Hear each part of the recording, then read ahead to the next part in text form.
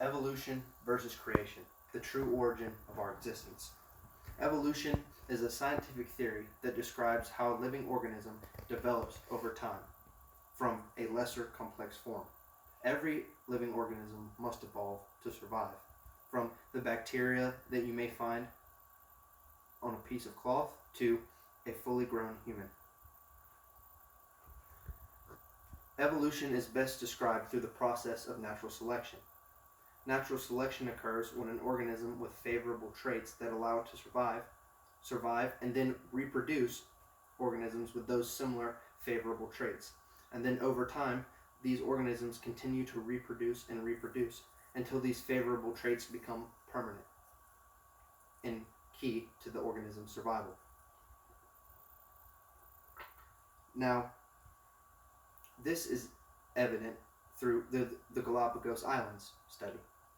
The Galapagos Islands study was done by a scientist by the name of Charles Darwin, also known as the father of evolution. Darwin observed a species of finch, which is a small bird, and how it formed different species throughout the island. On one half of the island, the finch was forced to eat insects off the ground. And on another half of the island, the finch was forced to eat plants, small plants and fruit off trees and other limbs. The finch that consumed insects had a sharper, smaller beak. The finch that consumed plants had a longer, smoother beak. These evolutions were developed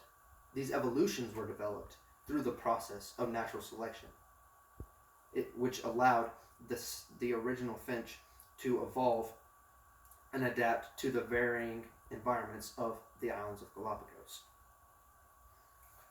Humans, much like the finch, experienced a similar split about 5 to 8 million years ago.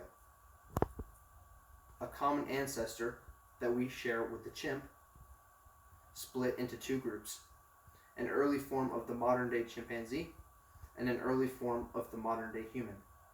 These humans had larger brains, which allowed them to think consciously and perceive more complex ideas. They also had stronger legs, which allowed them to walk longer distances without becoming fatigued. In the early days of these early humans, they traveled throughout the globe, adapting to various environments and conditions.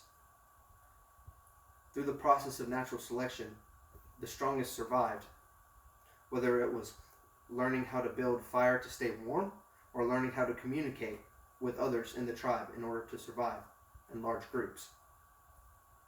Humans did this, and through this, they developed traits that we now have today. The ability to problem solve or communicate with other humans is through this process of natural trial and error that allowed us to form permanent evolutions. Now, on the other hand, there's a belief system known as creationism.